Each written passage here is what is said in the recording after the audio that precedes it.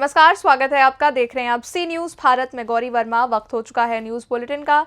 इस बुलेटिन में बात होगी बदायूं की, जहां प्राण प्रतिष्ठा के उपलक्ष्य में श्री राष्ट्रीय राजपूत करणी सेना ने निकाली भव्य शोभा यात्रा। साथ ही चर्चा होगी बैतूल की, जहां शाहपुर में डॉक्टर रवि कदम ने की पत्रकारों से बदसलूकी। और बात होगी दुमका की, जहां 3 दिवसीय फुटबॉल प्रतियोगिता का हुआ शुभारंभ। और भी तमाम खबरों पर विस्तार से करेंगे चर्चा। खबर बदायूं से, जहां श्री राम लला के प्राण प्रतिष्ठा के उपलक्ष्य में श्री राष्ट्रीय राजपूत करणी सेना द्वारा निकाली गई भव्य शोभा यात्रा।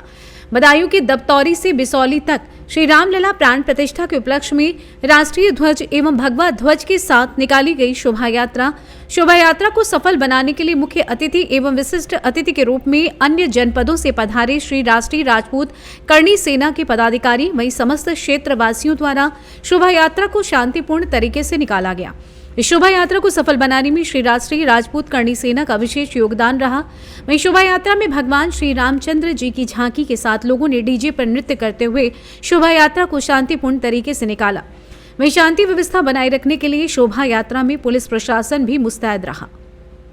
बरेली मंडल अध्यक्ष श्री राष्ट्रीय राजपूत करणी सेना श्री राम प्राण प्रतिष्ठा के उपलक्ष्य में जो अयोध्या में रामलला के वो उद्घाटन किया गया है, प्राण प्रतिष्ठा की गई है। उसके उपलक्ष्य में आज हमने 24 जनवरी को श्री राष्ट्रीय राजपूत करणी सेना द्वारा दबतौरी से लेकर बिसौली तक राम शोभा यात्रा और साथ में तिरंगा यात्रा निकाली, जिसका समापन वापस महाराणा प्रताप तिराहे दबतौरी पे ही किया जाएगा। उसके बाद में वहाँ प्रसाद वितरण भी किया जाएगा, जिसमें हमारे श्री राष्ट्रीय राजपूत करणी सेना के सहयोगी रहे विकास चौहान भैया, सोनू राठौर रामपुर से, और भी साथ रहे प्रदीप चौहान भैया, प्रदेश महासचिव अजीत राणा पश्चिमी उत्तर प्रदेश संगठन मंत्री। और उसके बाद में हमारे आयोजक रहे रोहन ठाकुर, विशाल ठाकुर और नीरज कुमार परसिया, जिसमें बहुत बड़ा सहयोग रहा। प्रशासन ने हमारा इतना साथ दिया, इसमें मुझे लगता है शायद इतनी भव्य यात्रा को जो एक रूप दे दिया वो प्रशासन का पूरा सहयोग रहा। धन्यवाद प्रशासन के लिए और बहुत बहुत बधाई पूरे हमारे सभी समाज के जो सर्व समाज से आए तिरंगा यात्रा और राम शोभा यात्रा में, उनके लिए बहुत बहुत बधाई मेरे भाइयों को। बदायूं से सी न्यूज संवाददाता प्रताप ठाकुर की रिपोर्ट।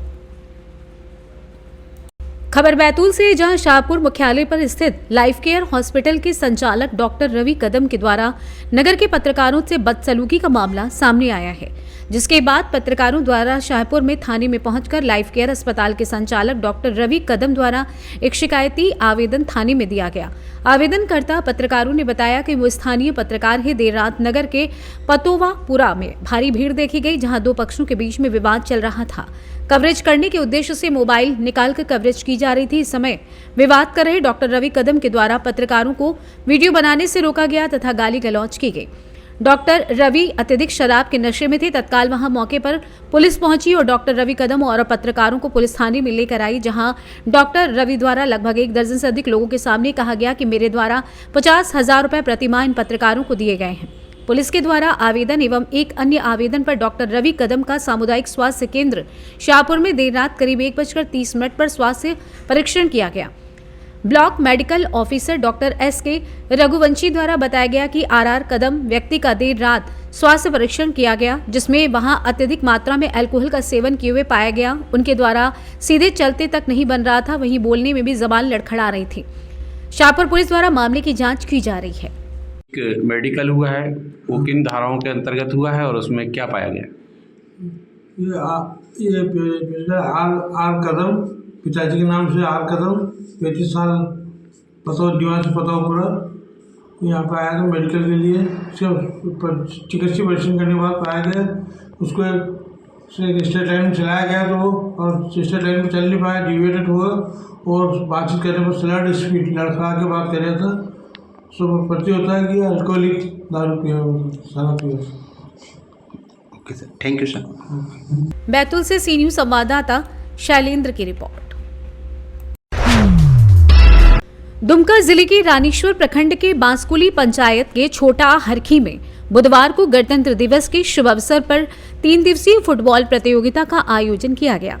मौके पर पंचायत के मुखिया अशोक किस्कू ने फीता काटकर 3 दिवसीय फुटबॉल प्रतियोगिता का उद्घाटन किया। बताते चले कि प्रथम पुरस्कार 20,000 रुपए, द्वितीय पुरस्कार 15,000 रुपए, तृतीय पुरस्कार 4,000 रुपए चतुर्थ पुरस्कार 4,000 रुपए रखा गया है। कुल 16 टीम ही भाग ले सकती हैं। ये भी बताते चलें कि 3 दिवसीय फुटबॉल प्रतियोगिता 24 जनवरी से 26 जनवरी 2024 तक 3 दिवसीय फुटबॉल प्रतियोगिता के कमेटी अध्यक्ष सफारुद्दीन अंसारी, विकास हाजदा, कोषाध्यक्ष अजीत हेम्र, सदस्य हारून अंसारी, मुन्ना अंसारी, तपोधन मिर्धा, रोहित राय, रमजान मियां, हासिर अंसारी, रंजीत राय, सुनाई शील आदि मौजूद थे। दुमका से सी न्यूज संवाददाता गियासुद्दीन अंसारी की रिपोर्ट। खबर फिरोजाबाद से, जहां थाना शिकोहाबाद क्षेत्र में प्रोफेसर कॉलोनी के अंदर सड़क किनारे रखे परचून के खोखे में अज्ञात कारणों के चलते आग लग गई। आग की चपेट में आने से खोखे में रखा लाखों की कीमत का परचून का सामान जलकर राख हो गया। वहीं जानकारी होने पर रात में ही मौके पर पहुंचे आसपास के लोगों ने आग पर बड़ी मशक्कत के बाद काबू पाया। थाना शिकोहाबाद के प्रोफेसर कॉलोनी निवासी पुष्पेंद्र कुमार पुत्र राम कुमार यादव के घर के सामने परचून का खोखा रखकर अपने परिवार का भरण पोषण करते हैं। रात में 8:30 बजे के करीब वो बंद करके घर चले गए। तभी रात के 12 बजे आग की लपटें देख आसपास के लोगों को जानकारी हुई, तब मौके पर आए। वहीं आग के लपटों ने तेजी पकड़ ली। कड़ी मशक्कत के बाद लोगों ने समर का पाइप लगाकर आग पर काबू पाया। वहीं सूचना मिलते ही पुलिस भी मौके पर पहुंच गई। पीड़ित ने बताया कि खोखे में लाखों रुपए का सामान जलकर राख हो गया है। आइए जानते हैं इस विषय में खोखा स्वामी पुष्पेंद्र यादव का क्या कुछ कहना है। क्या नाम है आपका और क्या घटना हुई है? सर, मेरा नाम पुष्पेंद्र यादव है। यहाँ मेरी ये जो दुकान दिख रही है, ये लगभग मैंने 8:30 बजे बंद की थी। 8:30 बजे बंद करने के बाद मैं अपना चला गया था काम से। मैं 10 बजे लौटा हूँ। मैंने खाना पीना खाया है। 10:30 बजे तक मैं बाहर टहलता रहा हूँ। 10:30 बजे के बाद मैं अंदर चला गया हूँ, जाके सो गया हूँ। और 1 बजे लोगों ने मुझे बताया कि खोखे में आग लग रही है। तो आग लग रही है तो हमने समर चलाई है। जल्दी से पड़ोसी की 2 समर चलाई हैं, तब ये आग पे कंट्रोल कर पाया है। 1 घंटे में पुलिस को सूचना दी है। पुलिस ने आगे यहाँ का जायज़ा लिया है स्थिति का। कितने तक का नुकसान हुआ है? मैं लगभग मेरा 1 लाख तक का नुकसान हो गया है। इस खोखे में मेरा पूरा भरा हुआ था। ये फिरोजाबाद से सी न्यूज संवाददाता सन्नेश कुमार गुप्ता की रिपोर्ट। खबर मेरठ से, जहां झूठे मुकदमे में फंसाने की शिकायत लेकर एसएसपी ऑफिस पहुंचा युवक। 20 लाख रुपए नहीं देने पर दी झूठे मुकदमे में फंसाने की धमकी। बता दें कि 5 साल पहले युवक के बेटे ने की थी महिला से शादी। वहीं बेटे से विवाद पर फंसाने की दी धमकी। लिसाड़ी गेट थाना क्षेत्र का मामला बताया जा रहा है, जहां पीड़ित युवक ने एसएसपी से मिलकर की कार्रवाई की मांग। क्या नाम आपका? मेरा नाम नसरुद्दीन है जी। एसएसपी ऑफिस आया था, क्या था मामला? मामला ये था जी, मेरे बेटे ने 5 साल पहले शादी कर ली थी, लव मैरिज। अब 1-1.5 साल वो सही रही। इसके बाद में उन्हें इधर उधर मतलब गलत हरकत करने लगी।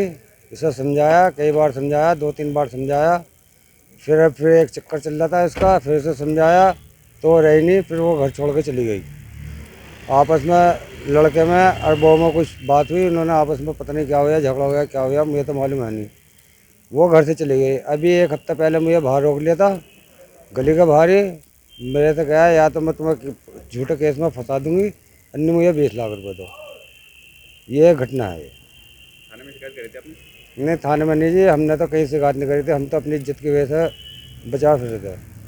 कौन सा थाना लगता है? लिसाड़ी गेट लगता है ये हमारा। आज अधिकारी से मिलो, अधिकारी ने क्या कहा? अधिकारी ने आश्वासन दे दिया जी, थाने के लिए लिख दिया, महिला थाने के लिए। मेरठ से सी न्यूज संवाददाता जावेद अब्बासी की रिपोर्ट। खबर हरदोई से, जहां बेनीगंज में राष्ट्रीय बालिका दिवस के अवसर पर केसीबीजी इंटर कॉलेज ऑफ साइंस में एचसीएल और स्वास्थ्य टीम के संयुक्त तत्वाधान में एनीमिया मुक्त भारत अभियान के तहत राष्ट्रीय बालिका कार्यक्रम का आयोजन किया गया और कार्यक्रम में बालिकाओं को स्वस्थ जीवन की आवश्यक जानकारी दी गई।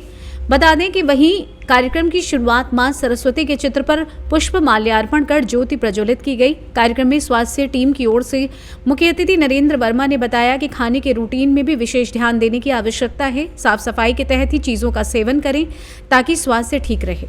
वहीं कार्यक्रम में नाटक, पोस्टर, पंपलेट के माध्यम से शरीर में आयरन की कमी से शरीर पर पड़ने वाले दुष्प्रभावों पर भी चर्चा की गई और बालिकाओं द्वारा बनाए गए स्लोगन, रंगोली पोस्टर में अच्छे परफॉर्मेंस करने वाली बालिकाओं को प्रथम, द्वितीय, तृतीय स्थान पाने वाली बालिकाओं को विद्यालय प्रबंधक गिरिजेश तिवारी व एचसीएल स्वास्थ्य टीम ने गिफ्ट देकर उनका हौसला अफजाई किया।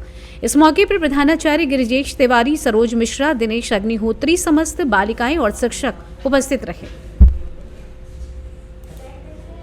हरदोई से सी न्यूज संवाददाता पीयूष की रिपोर्ट।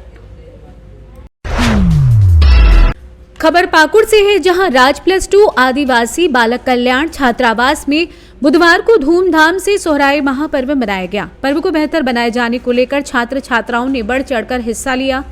इस कार्यक्रम के बतौर मुख्य अतिथि पूर्व जिला परिषद अध्यक्ष बाबूधन मुर्मू शामिल हुए। आदिवासी पारंपरिक रीति रिवाज से उनका स्वागत किया गया। वहीं मुख्य अतिथि बाबूधन मुर्मू ने सोहराय महापर्व में मौजूद कलाकारों के साथ अपनी भागीदारी भी दिखाई। बाबूधन मुर्मू ने अपने संबोधन में कहा कि संथाल परगना में आदिवासियों का महापर्व है। पर्व के महत्व को बताते हुए कहा कि वो प्रकृति की पूजा का पर्व है। इंसान को हर चीज प्रकृति से ही प्राप्त होती है, इसलिए हम आदिवासी इस पर्व को बड़े ही धूमधाम के साथ मनाते हैं। ये पर्व भाई बहन को एकजुट करता है। बहन को पहले न्योता दिया जाता है ताकि वो पर्व में आए। पर्व में लोग सगे संबंधियों के घर भी जाते हैं। उन्होंने बताया कि पर्व 5 दिनों तक मनाया जाता है। वहीं बाबूधन मुर्मू ने कहा, आदिवासी के वजूद को बनाए रखने हेतु जिला प्रशासन से मांझी थान घोषित करें ताकि आदिवासी समाज अपनी वास्तविक जीवन शैली के साथ रीति रिवाज को बखूबी निभाते हुए अपनी भूमिका समाज के प्रति न्यौछावर करने सहित सामाजिक समरसता को बरकरार रखने के साथ साथ मानव सभ्यता को एक नया आयाम दे सके। उन्होंने ये भी कहा कि मांझी थान स्थापना के लिए प्रशासन का ध्यान आकृष्ट करने के अलावा सरकार को भी इस हेतु ज्ञापन प्रेषित करेंगे। वहीं सोहराय पर्व को लेकर सुबह से ही छात्रावास के बालक व बालिका छात्राओं में काफी उत्साह था। सभी एकजुट होकर बड़े आदर के साथ भी उन्होंने स्वागत किया। छात्र छात्रा आदिवासी वेशभूषा में मादर के थाप पर थिरके। छात्रा ने कहा कि प्रत्येक साल की तरह इस बार भी बड़े धूमधाम के साथ सोहराय पर्व मनाया जा रहा है। पर हम लोग राजा स्कूल छात्रावास +2 के द्वारा जो आज दिन भी बहुत सुंदर दिन है। आज 24/1/2024 संदेश बहुत अच्छा है। हम लोग का एक सप्ताह का जो सोहराय हम लोग मनाते हैं, त्यौहार जो एक सप्ताह चलता है, हम लोग खुशियाँ के साथ पूरा आज हम लोग का गॉड स्टडी में जो गॉड हम लोग ही किए, पूजा पाठ किए, शुरुआत किए, इसको बोलते हैं हम लोग कुम, इसके बाद कल डाका। इसी तरीक़ा से एक हफ्ता हम लोग का चलता है। खुंटेव चलता है, आको कटखम चलता है। मैंने एक सप्ताह का त्यौहार है। हम लोग अपना भाई बहन लोग को न्योता करके हम लोग बुलाते हैं, क्योंकि यहाँ पर क्या नाम है, छात्रावास में इस तरह का हम लोग का मांझी थान नहीं है बोल के, तो हम लोग ये जिला का सोहराय इसको मनाते हैं कि हम चाहते हैं कि यहाँ बगल में, जहाँ पार्क के बगल में, वहाँ एक मांझी थान बने। कि पाकुड़ से सी न्यूज संवाददाता पंकज भगत की रिपोर्ट।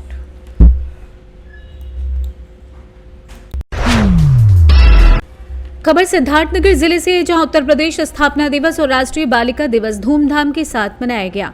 इस अवसर पर जिले में विभिन्न कार्यक्रमों के आयोजन के साथ जनपद मुख्यालय के लोहिया कला भवन में विशेष आयोजन किया गया। इस मौके पर कई विभागों द्वारा प्रदेश में चल रही जन कल्याणकारी योजनाओं के साथ साथ बेटी पढ़ाओ बेटी बचाओ से संबंधित प्रदर्शनी भी लगाई गई, जिसका उद्घाटन डुमरियागंज सांसद जगदम्बिका पाल ने किया। इस मौके पर नगर पालिका सिद्धार्थनगर अध्यक्ष गोविंद माधव, जिलाधिकारी पवन अग्रवाल सहित जिले के अन्य अधिकारी भी मौजूद रहे। लोहिया कला भवन में आयोजित कार्यक्रमों में बेटियों के सशक्तिकरण को लेकर बालिकाओं द्वारा विभिन्न कार्यक्रमों का मंचन किया गया, जिसकी सराहना वहां बैठे लोगों ने तालियां बजाकर की। इस मौके पर सांसद जगदम्बिका पाल ने कहा कि आज उत्तर प्रदेश स्थापना दिवस के साथ साथ राष्ट्रीय बालिका दिवस भी है।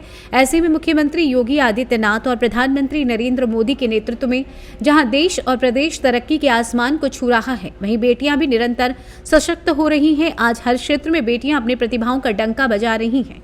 उन्होंने कहा कि हर क्षेत्र में देश तरक्की कर रहा है और उत्तर प्रदेश के लिए निर्धारित 1 ट्रिलियन और देश के लिए निर्धारित 5 ट्रिलियन के लक्ष्य को हम जल्द ही प्राप्त कर लेंगे। आइए जानते हैं इस विषय में सांसद डुमरियागंज जगदम्बिका पाल का क्या कुछ कहना है। प्रदेश अपना संपूर्ण उत्तर प्रदेश में स्थापना दिवस मना रही और ये संयोग है कि उत्तर प्रदेश स्थापना दिवस के साथ राष्ट्रीय बालिका दिवस भी है। तो ये कहीं ना कहीं मोदी जी के और योगी जी के आने के बाद जिस तरह से देश की बेटियों में एक उड़ान आया है, बेटियों के हौसलों में एक ऊर्जा आई है कि आज बेटियां हर क्षेत्र में, चाहे वो PCS जे का एग्ज़ाम हो, IAS हो, IPS हो, PCS हो, फाइटर पायलट हो, इन्फेंट्री में हो, सब तरफ बढ़ रही हैं। यहाँ तक कि वो खुद मतलब एक अपना स्टार्टअप कर रही हैं, अपनी कंपनीज बना रही हैं, जॉब सीकर की जगह पे जॉब प्रोवाइडर बन रही हैं।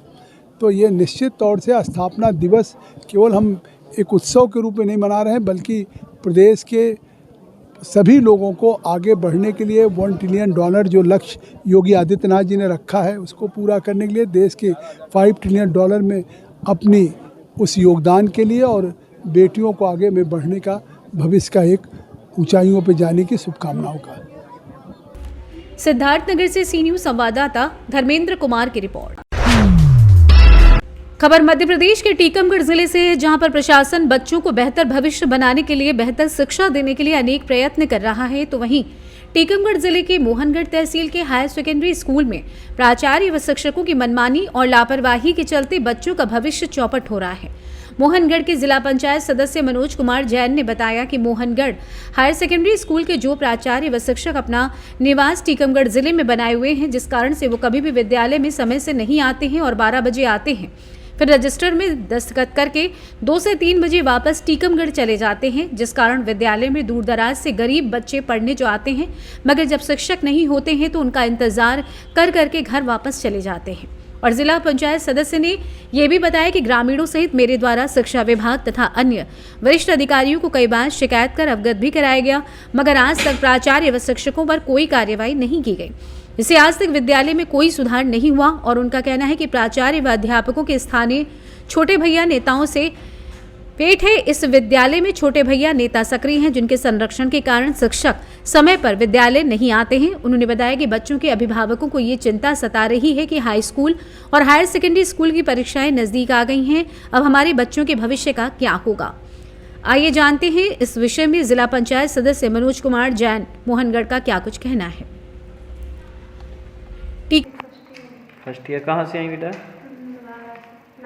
नंदनवाड़ा। कितने किलोमीटर दूर है यहाँ से? 12 किलोमीटर। अभी बेटा 11:30 बज चुके हैं, अभी कोई नहीं आया है। प्रोफेसर आया कोई?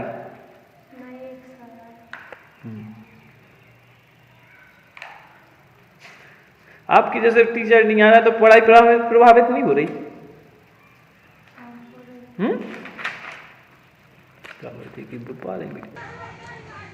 हम तो जब भी स्कूल में जाते हैं, स्कूल में प्रिंसिपल कभी नहीं मिलता है। एक ही बहाना बनाता है कि हम डबल ड्यू पे हैं, डबल जगह पोस्टिंग है मेरी, मैं डेली नहीं आ सकता। जितने भी मास्टर हैं 12 बजे आते हैं और 2 बजे बस से चले जाते हैं। आज तक कभी स्टाफ नहीं मिला है और उपस्थिति पंजीयन कभी नहीं मिलती है। वो जितने मास्टर 1-2 मास्टर मिलते हैं, इस तरफ उस तरफ घबराहट से मिलते हैं, कोई भी उपस्थिति पंजीयन ना दिखाता है और बोलते हैं प्रिंसिपल साथ में ले गए। यहाँ पे स्कूल की दशा इतनी बुरी है कि पूरे मध्य प्रदेश में कहीं भी इतनी बुरी दशा नहीं होगी स्कूल की जितनी मोहनगढ़ के स्कूल की दशा है। बच्चों को रास्ते में पानी भरा हुआ है, बच्चे निकल नहीं पाते हैं, डेली 1-2 एक्सीडेंट होते हैं। जो रोड बना है स्कूल का बहुत घुमावदार बना हुआ है। हमने एक जगह शासन को लिख के भी दिया इस बात को कि थोड़ी नज़र इस स्कूल पर डाली जाए। जो प्रिंसिपल है वो कहते हैं मैं 6-7 महीने की नौकरी बची है भैया, अपना काम करने दो। और टीकमगढ़ से सी न्यूज संवाददाता साकेत यादव की रिपोर्ट। खबर उन्नाव से है, जहां 3 दिवसीय उत्तर प्रदेश स्थापना दिवस कार्यक्रम शहर के निराला प्रेक्षागृह में आयोजित किया गया। सदर विधायक Pankaj Gupta, DM Apurva Dubey, SP SS Meena व सीडीओ ऋषिराज ने दीप प्रज्वलित कर उत्तर प्रदेश दिवस का शुभारंभ किया। छात्र छात्राओं ने सांस्कृतिक कार्यक्रमों से मन मोह लिया। वहीं विभिन्न विभागों के द्वारा लगाए गए स्टॉलों का डीएम व विधायक ने निरीक्षण किया। अधिकारियों को किसानों की हर स्तर से मदद के निर्देश दिए। इस दौरान डीएम अपूर्वा दुबे व सदर विधायक ने 10 लाभार्थियों को सीएम आवास की चाबी सौंपी है। इसके अलावा एक किसान को ट्रैक्टर की चाबी दी। वहीं 273 करोड़ के लोन का लाभार्थियों को चेक वितरित किया गया। डीएम अपूर्वा दुबे ने बताया कि उत्तर प्रदेश स्थापना दिवस मनाया जा रहा है, लाभार्थियों को योजनाओं का लाभ दिया गया है। इसके अलावा योजनाओं के बारे में जागरूक भी किया गया। उत्तर प्रदेश के विकास के लिए हर स्तर पर पॉजिटिव एनर्जी के साथ हम सब कार्य कर रहे हैं। आइए जानते हैं इस विषय में डीएम उन्नाव अपूर्वा दुबे ने आगे क्या कुछ कहा। कार्यक्रम का आयोजन किस तरह का? आज निराला परीक्षा के हुए हम लोगों ने उत्तर प्रदेश दिवस 2024 का आयोजन स्थापना दिवस का बहुत ही भव्य रूप से कराया है। माननीय विधायक श्री पंकज गुप्ता जी, पुलिस अधीक्षक महोदय, मुख्य विकास अधिकारी और सभी अधिकारीगण की उपस्थिति में और विभिन्न इंटर कॉलेजेस के, विभिन्न डिग्री कॉलेजेस के बच्चे और आप सभी में उपस्थित रहे हैं। इसमें डिफरेंट कल्चरल प्रोग्राम्स हैं। ये 3 दिवसीय का कार्यक्रम है। आज से ये प्रारंभ हो रहा है, आज इसका शुभारंभ है। अंत जो समापन है वो स्टेडियम में है। वो खेल कूद की बहुत बृहद स्केल पर जो प्रतियोगिता है बालक बालिकाओं दोनों की, वो रखी गई है और ये 3 दिवस कार्यक्रम जो है लगातार चलता रहेगा। कई सारे बच्चों को 3 हमारे पेंटिंग कंपटीशन कराया गया था। इसके क्रम में हमारे द्वारा कविता के भी कंपटीशन कराया गया था और विभिन्न लाभार्थियों को भी हम लोगों के द्वारा यहाँ पर उनको जो प्रमाण पत्र है उसका वितरण किया गया है। मैम क्या जो उत्तर प्रदेश के का जो स्थापना दिवस है उसमें हम लोगों को जो एक प्रदेश का स्थापना दिवस अपने आप में एक ऊर्जा, अपने आप में एक पॉजिटिविटी और अपने आप में एक जिसको कहते हैं अपने अस्तित्व की स्थापना दिवस का आयोजन है, जिसको कहते हैं आगे किस प्रकार से हम लोगों ने इसमें चर्चा भी की कि स्थापना दिवस में आगे किस प्रकार से हमने अपने जिले को, अपने प्रदेश को आगे ले जाने का जो हम युवाओं का और हम सभी की क्या संकल्प है, किस प्रकार से आगे की रणनीति होनी है, हम लोगों का इस पॉजिटिव अप्रोच के साथ हम लोगों के द्वारा ये स्थापना दिवस का आयोजन। उन्नाव से सी न्यूज संवाददाता अजय कुमार की रिपोर्ट। फिलहाल के लिए इस न्यूज बुलेटिन में बस इतना ही। देश और दुनिया की तमाम जानकारी के लिए देखते रहिए सी न्यूज भारत।